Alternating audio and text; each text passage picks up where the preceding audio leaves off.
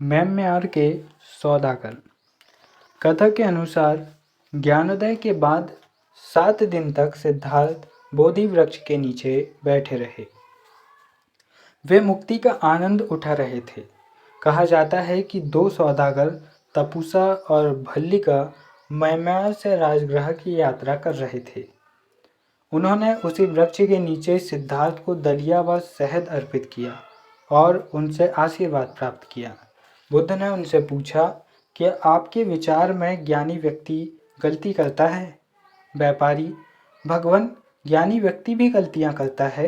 व्यापार में यदि सामग्री के मूल्य, दोषों और यथा समय उपलब्ध धनराशि पर ध्यान न दिया जाए तो हमें हानि उठानी पड़ती है। इस पर सिद्धार्थ ने कहा, इसी तरह ज्ञानी व्यक्ति को अपने विचार, शब्द, वाणी, क्रिया का ज्ञान होता है। ऐसे व्यक्ति पर उन शब्दों, विचारों, क्रियाओं का त्याग कर सकता है जिससे उसे वह दूसरों को पीड़ा पहुंचा सकती है। ज्ञानी बनने का अभ्यास करो, इससे तुम स्वयं को, दूसरों को तथा वस्तुओं को समझ पाओगे। तुम्हारे पास प्रेम भरा हृदय होगा। मैंने इसी अद्भुत मार्ग की खोज की है। तपुसा और भल्लिका ने पूछा, महर्षि, क्या इसे ज्ञान का मार्ग कहा जा सकता है? सिद्धार्थ ने मुस्कुराते हुए कहा, बिल्कुल, हम इसे ज्ञान का मार्ग कह सकते हैं। ज्ञान का मार्ग प्रबोधन की ओर जाता है। तपुसा और भल्लिका ने हाथ जोड़कर निवेदन किया, आप ज्ञानी हैं, क्या हम आपको प्रबुद्ध कहकर बुला सकते हैं?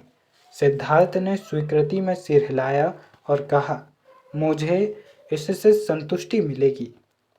और इस प्रकार वे 2 सौदागर उनके प्रथम शिष्य या मतुयाई बने।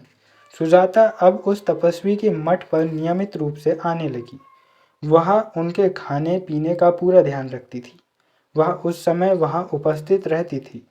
यह सुनकर उसकी आंखों में चमक आ गई और वह बोली, आपको मगध में बुद्ध कहा जाता है।